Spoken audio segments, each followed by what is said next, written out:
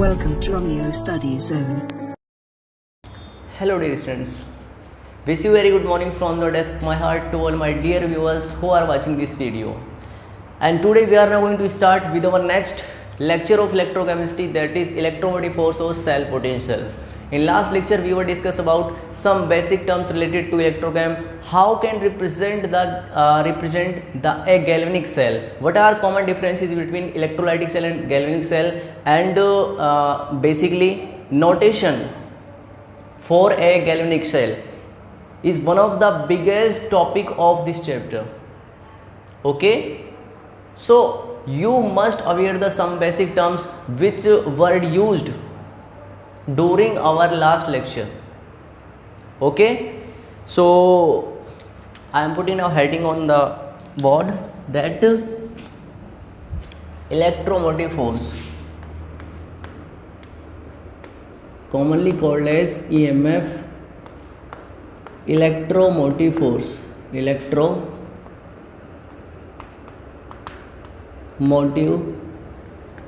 force and cell potential, cell potential, EMF. Okay, cell potential. So basically cell potential means E cell भी लिख सकते हो आप इसे. तो देखो बड़े ध्यान से, वैसे तो शायद इस चीज़ से आप परिचित होंगे, ईएमएफ के बारे में थोड़ा बहुत तो आपको डिस्कस पता ही होगा कि ईएमएफ की यूनिट क्या होती है. क्या यूनिट होती है बताओ? वोल्ट. क्या होती है? वोल्ट होती है ना ईएमएफ, क्योंकि ये क्या है आपका पोटेंशियल डिफरेंस है, और पोटेंशियल डिफरेंस हम किस में मेजर करते हैं? वोल्ट में, by with the help of the voltmeter. अब ईएमएफ इलेक्ट्रोमोटिव फोर्स होता क्या है? देखो हमारे पास लास्ट लेक्चर में हम डिस्कस कर चुके थे कि हमारे पास दो कंपार्टमेंट होते हैं. एक कंपार्टमेंट में क्या होता है, इस कंपार्टमेंट में क्या होता है, इधर की साइड एक इलेक्ट्रोड लगा होता है और यहाँ पर क्या होता है, इलेक्ट्रोलाइटिक सॉल्यूशन होता है. ठीक है, यहाँ पर क्या होता है आपका इलेक्ट्रोलाइटिक सॉल्यूशन होता है. एक इलेक्ट्रोलाइटिक सॉल्यूशन, एक कंपार्टमेंट ये होता है CuSO4 का मान लिया जिसे, और कॉपर का क्या होगा, ये एक इलेक्ट्रोड होगा. क्या होगा? कॉपर का एक इलेक्ट्रोड होगा. दूसरी ओर क्या होगा, हमारे पास दूसरा कंपार्टमेंट और होगा, दूसरा कंपार्टमेंट और होगा. इस दूसरे कंपार्टमेंट में क्या होगा, दूसरा एक इलेक्ट्रोड होगा, दूसरा इलेक्ट्रोड होगा, और इस इलेक्ट्रोड किस में डिप्ट होगा, ये इलेक्ट्रोलाइटिक सॉल्यूशन में. किस में डिप्ट होगा? Electrolytic solution. ZnSO4 मान लिया, और इस इलेक्ट्रोड का नाम क्या मान लिया मैंने? Zn. देखो अभी ये दोनों किससे कनेक्ट नहीं है? बैटरी से कनेक्ट नहीं है. ये इलेक्ट्रोड किससे कनेक्ट नहीं है? एक दूसरे से, बैटरी से कनेक्ट नहीं है. अगर मैं इनको एक with the help of battery यहाँ पे लगा देता हूँ मैं वोल्ट मीटर, और साथ में मैं लगा देता हूँ यहाँ पर एक की भी लगा देता हूँ. ठीक है, अब बड़े ध्यान से देखें, हमारे पास यहाँ पर क्या है? बैटरी है. क्या है? बैटरी. बैटरी है ना. अब जहाँ पे आपकी बैटरी लगी हुई है, बैटरी का काम क्या होगा? बैटरी में क्या होगा आपका? वोल्ट होगा. अब बैटरी के अंदर इलेक्ट्रिसिटी होती है, तो यहाँ पर इलेक्ट्रॉन पुश किए जाते हैं इस सर्किट के अंदर. इस सर्किट के अंदर क्या पुश किए जाते हैं? इस कंपार्टमेंट की तरफ क्या पुश किए जाते हैं? इलेक्ट्रिसिटी पास की जाती है, मतलब इलेक्ट्रॉन का फ्लो होता है. ठीक है, तो सेल पोटेंशियल, अगर मैं यहाँ पर, जब ये सेल काम कर रहा है, भाई ये सेल काम कर रहा है, ये बैटरी काम कर रही है, अगर मैं यहाँ पर बैटरी लगा दूँ, वैसे तो आप समझ रहे होंगे इस चीज़ को, अगर मैं यहाँ पे इसकी जगह बैटरी लगा दूँ, है ना, मैं सिंपल यहाँ पर क्या लगा देता हूँ? बैटरी मैंने लगा दी, यहाँ पे पॉजिटिव नेगेटिव टर्मिनल लगा दी, तो यहाँ पे इलेक्ट्रॉन का फ्लो होता है. जब ये सेल काम कर रहा था, जब ये सेल काम कर रहा था, तो इनके बीच में क्या होगा? कुछ पोटेंशियल क्रिएट होगा, पोटेंशियल डिफरेंस क्रिएट होगा. क्या क्रिएट होगा? पोटेंशियल डिफरेंस क्रिएट होगा, जिसको हम क्या बोलते हैं? ई सेल बोलते हैं. क्या बोलते हैं? ई सेल बोलते हैं. सिंपल आप ऐसे ही बोल सकते हैं, जब आपका सेल काम कर रहा होता है, तो उसके लिए हम क्या रिप्रेजेंट करते हैं? Cell potential. जबकि अगर आपका सेल वर्किंग नहीं कर रहा है, मतलब आपको उसने यूज़ नहीं किया है, मतलब सॉरी उल्टा बोल दिया मैंने, अगर सेल को आपने यूज़ नहीं किया है तो उसके अंदर क्या होगी? मैक्सिमम वोल्टेज होगी, मैक्सिमम वोल्टेज होगी नहीं होगी भाई। मान के चलो मेरे पास एक क्या है, पेंसिल सेल है, ये हमारे पास एक पेंसिल सेल है जनरली जो रिमोट में काम आता है। इसकी वोल्टेज है मान के चलो 1.2 वोल्ट, और दूसरा हमारा कोई पेंसिल सेल है, ये वाला पेंसिल सेल, इसकी वोल्टेज है कुछ 1.7 वोल्ट। तो किसका वोल्ट डिलीवर करने का, किसका मैक्सिमम वोल्टेज डिलीवर करने की पावर ज़्यादा होगी, बताओ? इसकी ज़्यादा होगी ना, मतलब इसकी पावर ज़्यादा होगी। तो इस चीज़ से आप क्या समझे कि यहाँ पर जो आपका सेल यूज़ नहीं होता है तो उसके अंदर क्या होती है, मैक्सिमम वोल्टेज होती है। अगर आपका सेल काम में लिया जाता है तो उसके लिए हम इलेक्ट्रोमोटिव फोर्स रिप्रेजेंट करते हैं।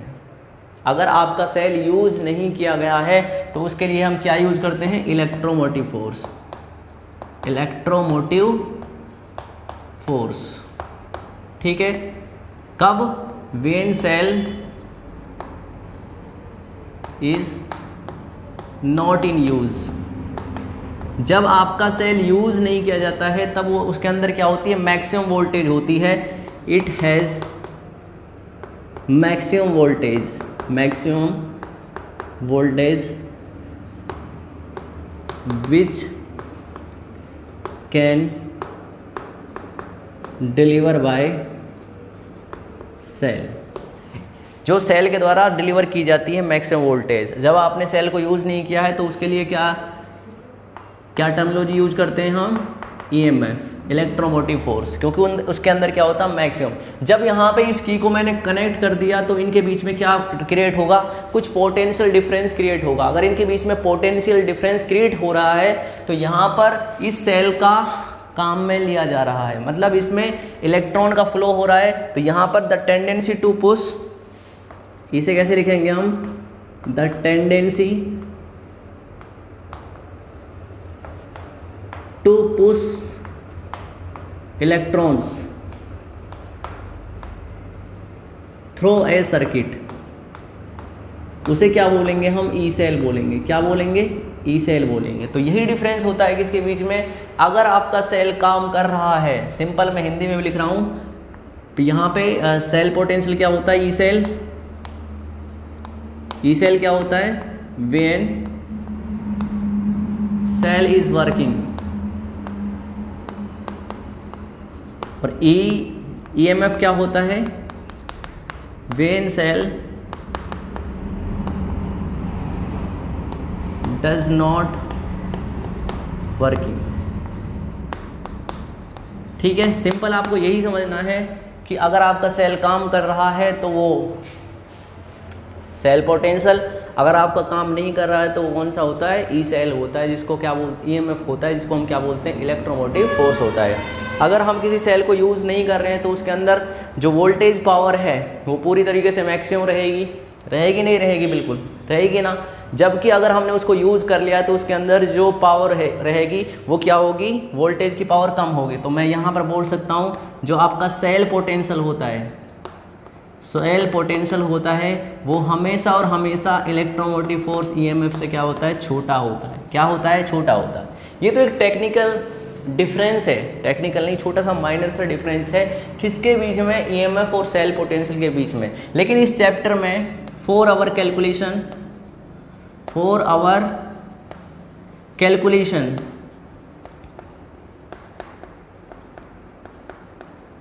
हम ईएमएफ और ई सेल को क्या मानते हैं, इक्वल मानते हैं। ठीक है, अगर आपको ई सेल दिया हुआ है तब भी हम उसे क्या मानेंगे, यहाँ पर ईएमएफ के इक्वल ही मानेंगे। और वोल्ट आपकी क्या होती है, इनकी यूनिट होती है। इतनी चीज़ समझ में आई आपको, बिल्कुल।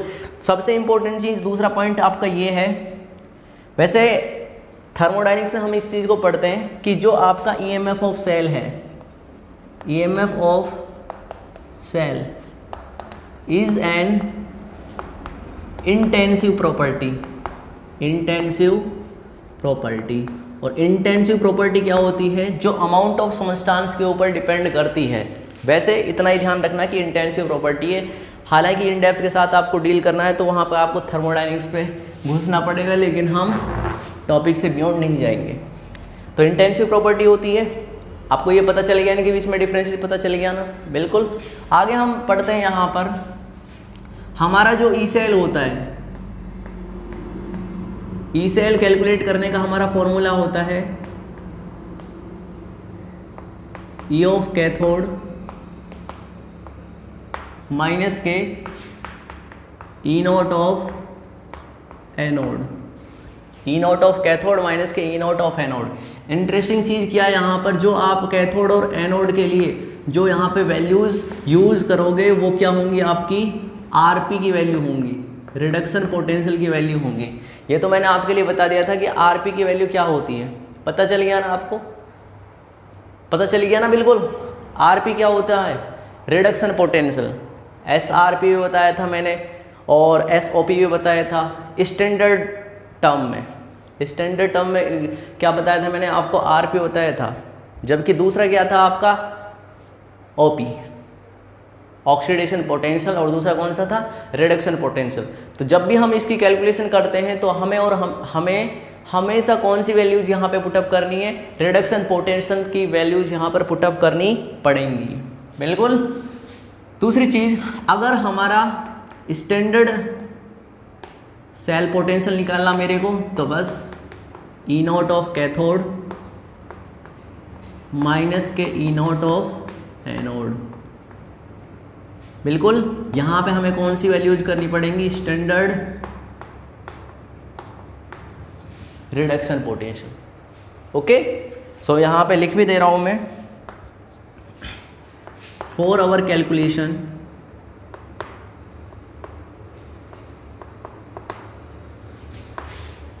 we can use only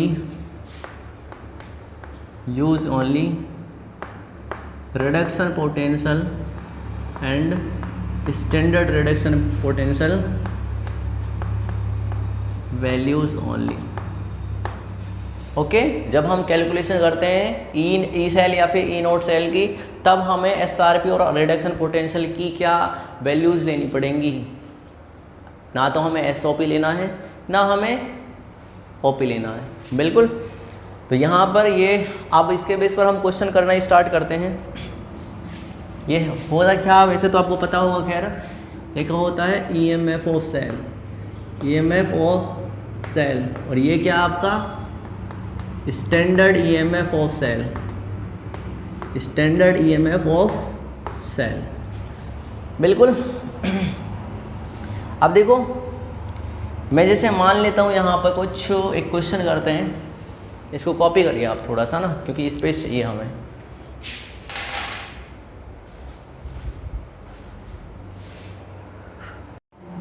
तो आई होप कॉपी कर लिया होगा आपने, इतने तो होशियार हो ही का खैर आप।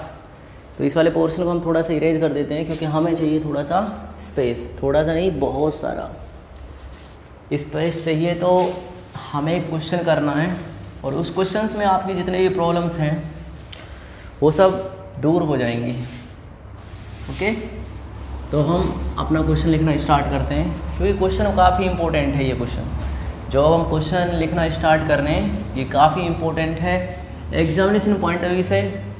वैसे तो डिफरेंट टाइप ऑफ क्वेश्चन हम कर सकते हैं, लेकिन सबसे बड़ी चीज़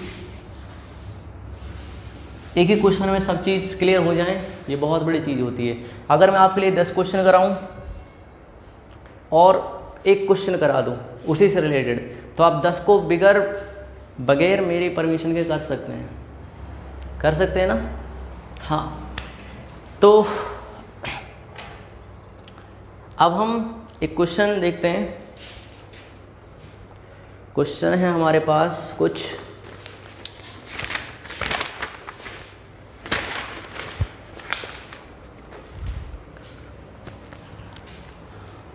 calculate standard EMF of following.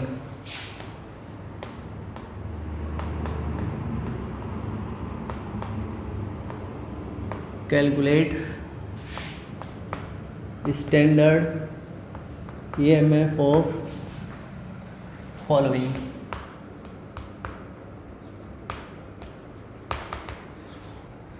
आपके लिए कुछ रिएक्शंस गिवन कर रखी हैं।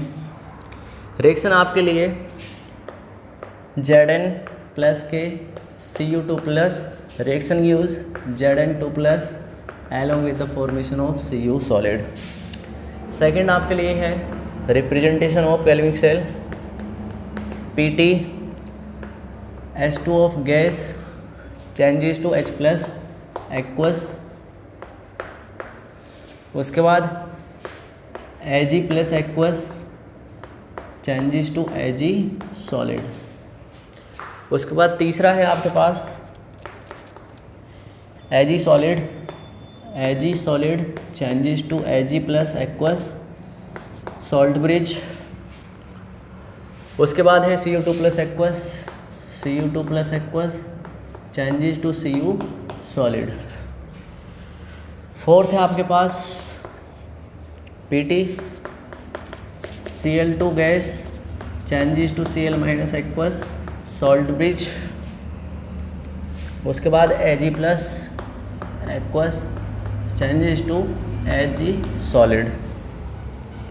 फिफ्थ है आपके पास एक और रिप्रेजेंटेशन है Fe2 plus Zn, Fe plus के 2 प्लस के Zn reaction gives Zn2 plus के Fe।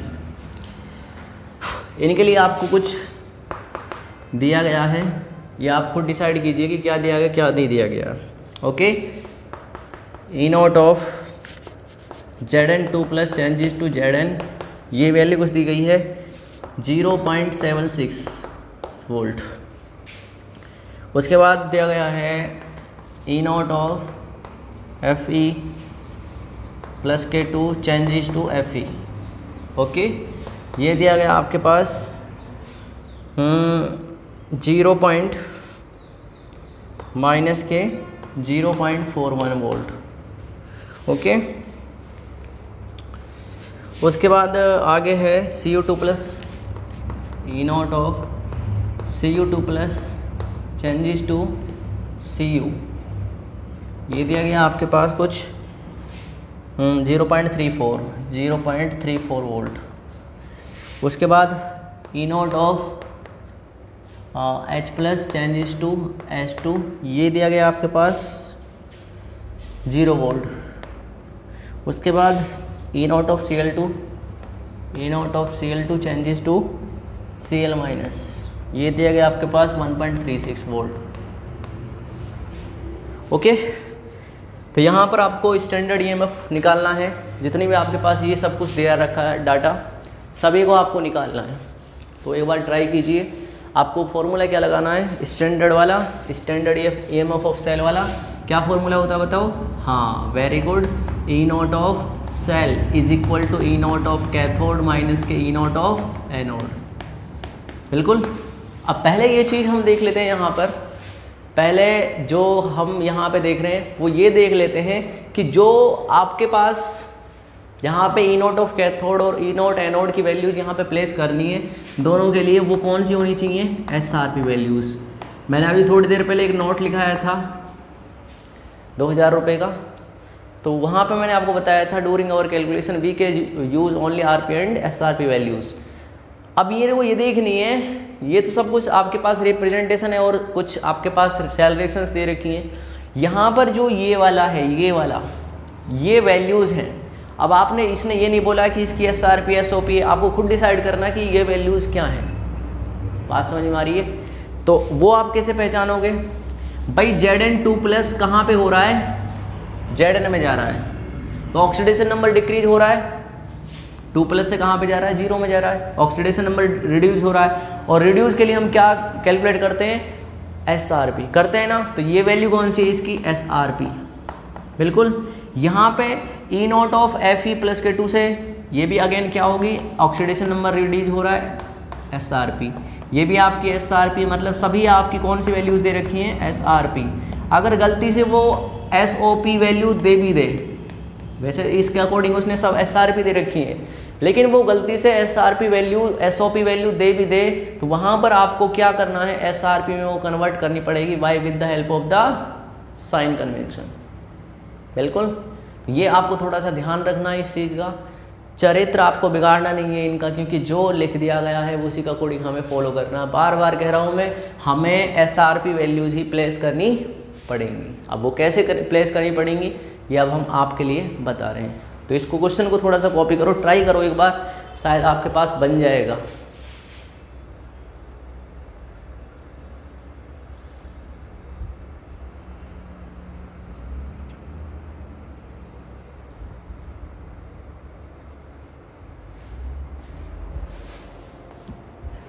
कर लिया होगा आपने ट्राई, तो कर लिया है तो आप थोड़ा सा पैशन रखें, हम भी अब ट्राई कर लेते हैं कि आप सही हैं या फिर हम सही हैं। वैसे आप ही ठीक होंगे।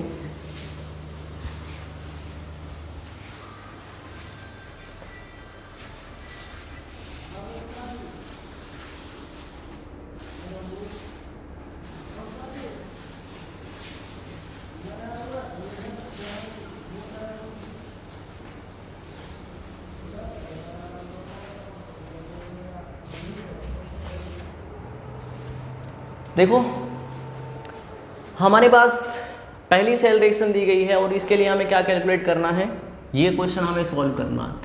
फर्स्ट वाला हम करते हैं। वैसे तो करने मेरे को सभी है Zn प्लस के Cu2 plus reaction use Zn2 plus along with the formation of Cu। अब यहाँ पर SRP निकालनी है।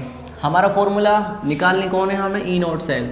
ई नोट सेल का फॉर्मूला क्या होता है बताओ, E naught of cathode, E naught of cathode minus के E naught of anode, E naught of cathode minus के ई नोट ऑफ एनोड। करें इस क्वेश्चन को। ई नोट ऑफ कैथोड मतलब कैथोड पर कौन है भाई बताओ, इसके अंदर कैथोड पर कौन होगा और एनोड पर कौन होगा बताओ।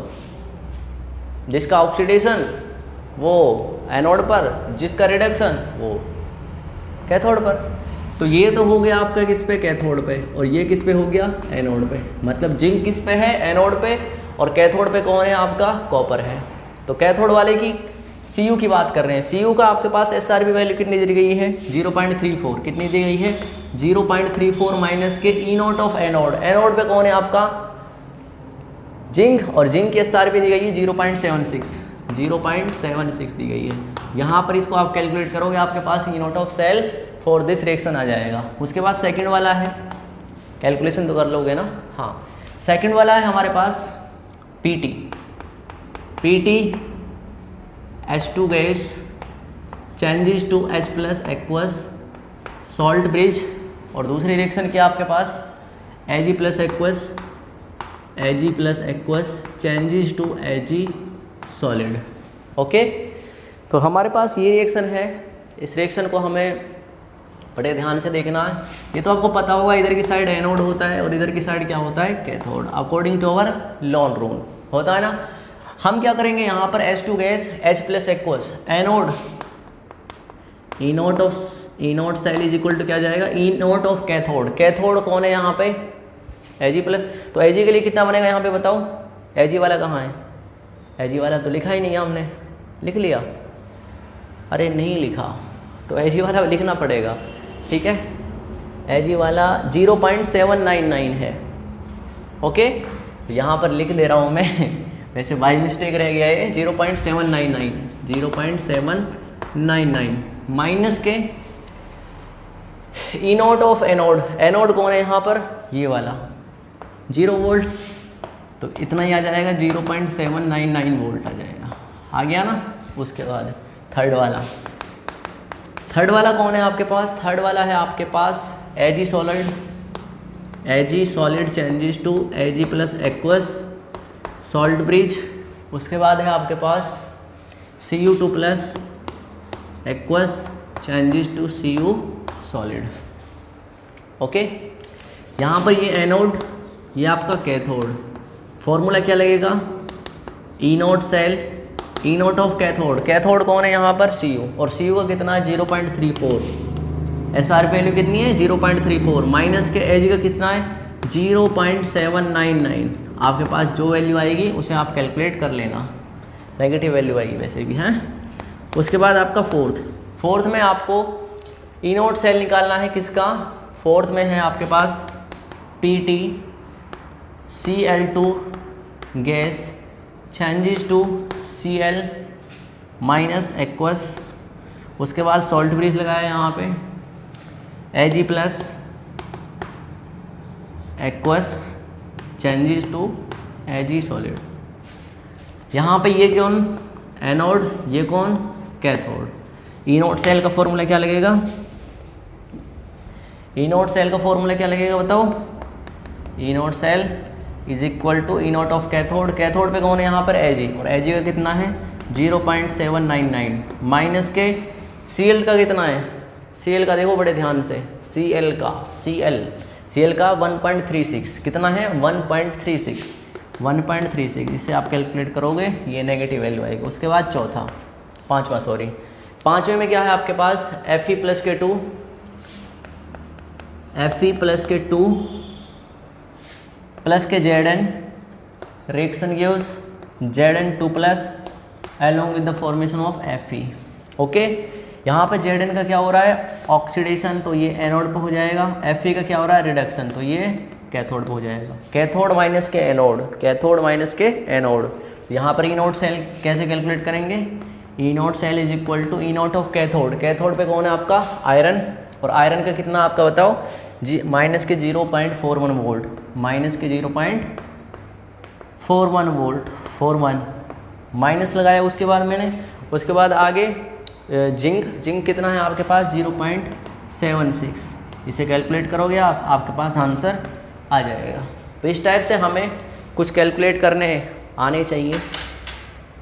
इस टाइप के क्वेश्चन पूछ सकता है, बस सिंपल क्वेश्चन है, आपको वैल्यूज पीछे प्लेस करनी है। अब आपको आइडेंटिफाई क्या करना है, आइडेंटिफाई आपको रिप्रेजेंटेशन में बिल्कुल समझ में आ गया, इधर एनोड होता है, इधर क्या होता है कैथोड होता है। मेनली जहाँ पे मिस्टेक आप कर सकते हैं वो मिस्टेक आपके लिए क्या हो सकती है, आप यहाँ पर SRP और SOP वैल्यूज को यहाँ पे देखिए। अगर आपको SOP वैल्यू दे रखी है यहाँ पे तो आप उसे प्लेस कीजिए, अगर आपको SOP दे रखी है तो उसे आप SRP में कन्वर्ट करिए और यूज करिए। अगर आपको SRP दे रखी है तो आपके लिए बहुत बेटर बात है। बस आपको देखना क्या कि ऑक्सीडेशन नंबर डिक्रीज हो रहा है तो क्या हो रहा है SRP वैल्यू, अगर इंक्रीज हो रहा है तो वो SOP वैल्यू, जिसको आपको SRP में कन्वर्ट करना पड़ेगा। बिल्कुल, ये क्वेश्चन है, छोटे छोटे क्वेश्चन है, इसके बेस पर और कुछ नहीं होता। ये हमारा ई सेल होता है जिसको हम सेल पोटेंशियल बोलते हैं। बिल्कुल, सेल पोटेंशियल बोलते हैं या फिर क्या बोलते हैं EMF ऑफ ए सेल, इस चैप्टर का पॉइंट ऑफ व्यू से। वैसे जो छोटा सा माइनर डिफरेंस है वो मैंने स्टार्टिंग में बता दिया। अगर आपका सेल काम करता है तो वो इलेक्ट्रोमोटिव फोर्स नहीं होता, क्या होता है सेल पोटेंशियल होता है। अगर वो सेल वर्किंग नहीं कर रहा है तो उसके पास क्या होती है मैक्सिमम वोल्टेज होती है, कहीं भी उसको डिलीवर कर सकता है। बिल्कुल, आप रेडियो या फिर रिमोट टीवी का रिमोट होता है सेल खरीदते हैं, उसमें मैक्सिमम वोल्टेज होती है। जैसे जैसे वो यूज किया जाता है तो उसकी वोल्टेज पावर होती है वो कम होती चली जाती है। होती है नहीं होती है भाई, बिल्कुल।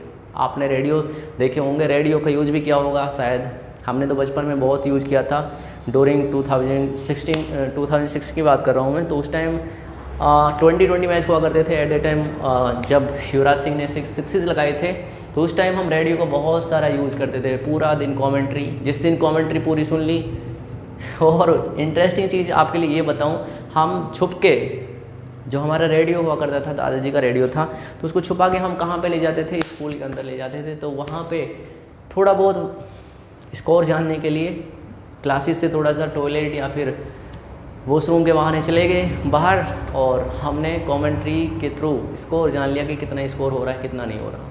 ये थी हमारी कहानी। बिल्कुल, तो कॉपी कीजिए। फिर एक क्वेश्चन आपको खुद करना है बिल्कुल शांतिपूर्वक, जहाँ पे SOP दी हो सकती है, नहीं भी दी सकती, ये खुद डिसाइड कीजिए आप। Copy now.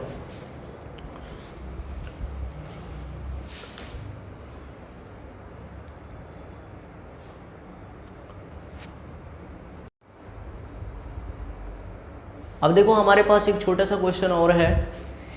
इस क्वेश्चन में सॉल्व करने में कुछ नहीं है, बस थोड़ा आपके लिए ही प्रैक्टिस के लिए मैं क्वेश्चन करा रहा हूँ। वैसे तो हम नेक्स्ट टॉपिक की तरफ आगे प्रोसीड कर जाते हैं, लेकिन आपकी प्रैक्टिस हो जाए इसीलिए हम इस क्वेश्चन को यहाँ पे आपके लिए करवा रहे हैं। बड़ा आसान सा क्वेश्चन है, बस थोड़ा सोच समझ के करना कि क्वेश्चन की लैंग्वेज क्या कह रही है।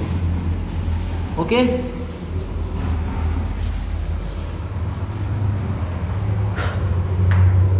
तो क्वेश्चन हम देखते हैं यहाँ पे। For the cell reaction, for the cell reaction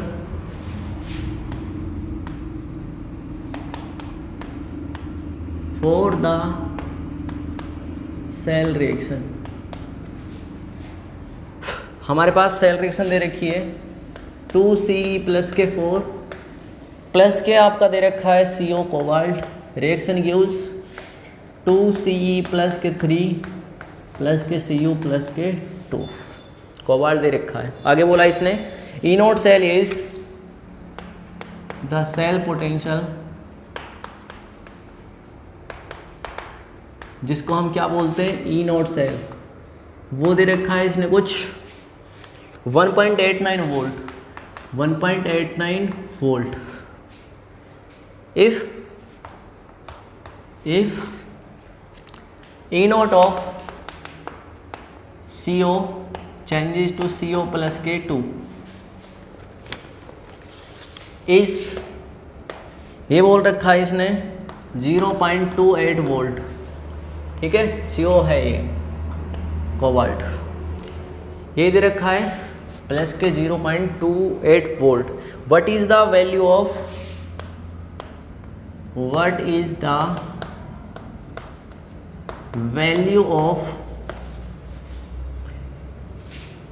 E naught C+K4 changes to C+K3, ये इसने पूछा है यहाँ पे। ओके, तो इस क्वेश्चन को आप ट्राई कीजिए, बड़ा आसान सा क्वेश्चन है, बड़ा आसान सिंपल, जिसमें आपको सोचने की कोई रिक्वायरमेंट नहीं है, बस आपको एक बार क्वेश्चन पढ़ना है, पढ़ने के बाद यहाँ पर उसको सॉल्व कर देना है, झटाक से करो इसको।